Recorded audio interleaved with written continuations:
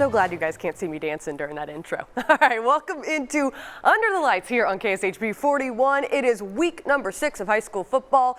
It's already come and gone, and we got some marquee matchups around the Metro tonight, starting with our Hy-Vee game of the week. Staley traveling up to Liberty, both teams with big wins over Lee Summit West earlier this season. So we got to head out to our Hy-Vee high school game of the week, where both teams are looking to move 4-2 on the season. Let's head up north for all the action. Pumped up crowd, getting things going early. 1st and 10, ball on 32. Anthony Winston handing off. Takes it up through the middle. Traffic to get the first down for the Blue Jays. And then it's 1st and goal. Ball on the 2-yard line. Winston again pushes his way in. That's going to be a touchdown. Liberty taking the first score of the night. They lead early 7-0. Staley's turn though. Ball on the 12, 2nd down. Cole Robertson connects with Javen Stallings. Falcons touchdown. We got a tie game in the first quarter. This one stays close all the way to the end, but Staley wins it 26-24. We now head we head down I-35 to Olathe. Gardner coming off their first loss of the season, a 21-point defeat to Mill Valley.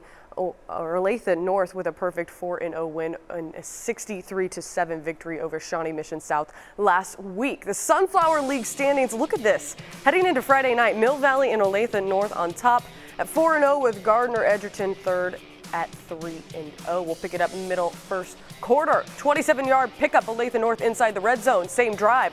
Olathe North facing 4th and goal. Jason Skoma on the rollout to Joshua Parrish to the end zone.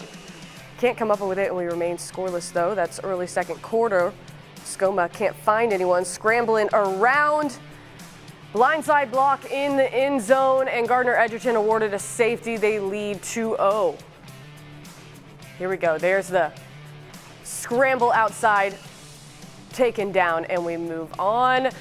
They go on or into the half with a 2-0 advantage. All right, moving on. Olathe North will come back to win this one in the second half, 13-2. All right, Hogan Prep been very quiet, flying under the radar this season with a record of 5-0 on the season. We'll take it out to Pembroke Hill hosting Hogan Prep.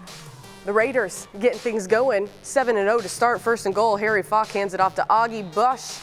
In the end zone, is it a touchdown? No, it's a flag. And we're going to call that 3 penalties back to back to back, driving the Raiders back to the 28-yard line. First quarter ends, and an incomplete pass is going to give the ball to Hogan Prep. Marquez Kinsey with it, wrapped up and sacked though by a swarm of Raiders. 3rd and long. McKenzie sends up a prayer.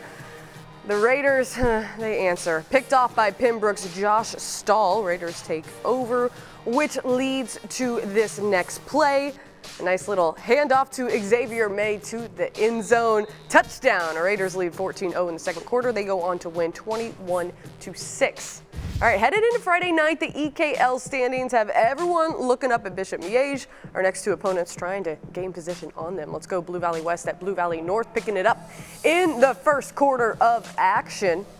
Jaguars trying to keep their drive alive. QB Zach Jarsh goes deep. Crew Myers for the touchdown. Blue Valley West strikes. Here we go, 7-0. Now we got 4 minutes left in the first. We'll jump ahead a little bit. 3rd and 7 for the Jags. Huskies want to stop, and they get it. Bad snap. Turnover. Huskies couldn't get anything going. Second quarter, Jags on the attack.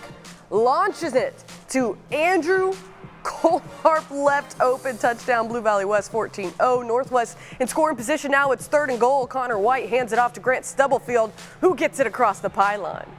Touchdown, Huskies. Blue Valley West upsets Blue Valley Northwest 27-26. All right, it's already time for our first break on Under the Lights, but when we return, we're going to check in on Lee Summit North and Ray Peck, both 4-1 on the season, while we also travel north to the river for a little clash of the parks. We'll see you in a few on Under the Lights.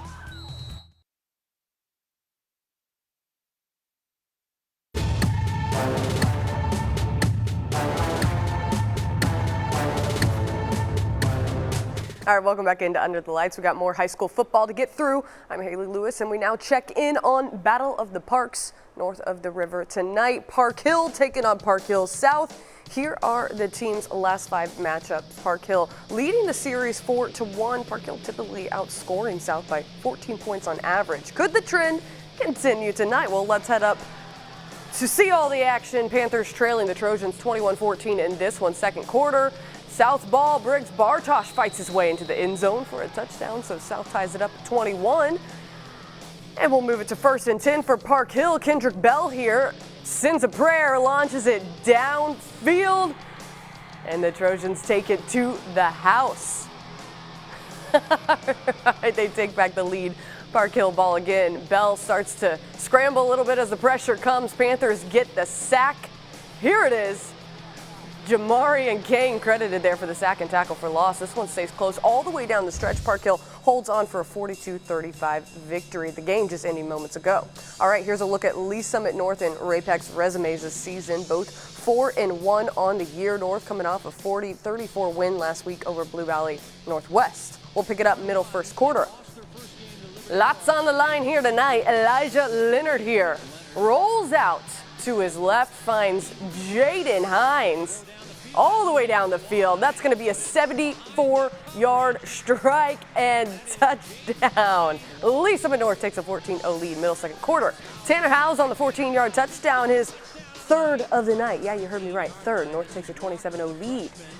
Next kickoff, freshman DeZephin Walker, 81 yards to the house. Ray-Pac cuts the lead to 20, but would it be enough? Nah. Lee Summit North rolls this one 47-7. All right, it is time for our Metro matchup moment of the night, sponsored by Di Pasquale Moore Law Firm. Here we go. Harmon traveling to Wyandotte. We pick it up first quarter. Wyandotte's Sean Carter with the 30-yard touchdown run. Puts on the Jets. Wyandotte takes a 20-0 lead. Second quarter now. Darnell Saunders, 8-yard touchdown as he finds his way rumbling into the end zone. All right, here we go. Wyandotte would take a 33-0 lead at the half. They shut out Harmon 54-0. Again, that is our Metro matchup moment of the night, sponsored by Di Pasquale Moore Law Firm. All right, Center visiting Harrisonville. First quarter here. We're going to pick up the action. Joseph Vick to Armand Russell. Touchdown. Center taking a 7-0 lead. Still first quarter. Derek here with the 1-yard touchdown. Center takes a 14-0 lead. Second quarter now. Mason Mitchell with the halfback toss to Nate Reynolds. It's a halfback pass. He hits Eli Baker for the 20-yard touchdown. Harrisonville cuts the lead to 13, but Center rolls on 55-21. They are now 6-0 on the season. But more importantly, we are now joined by Dion Clisso of Preps KC.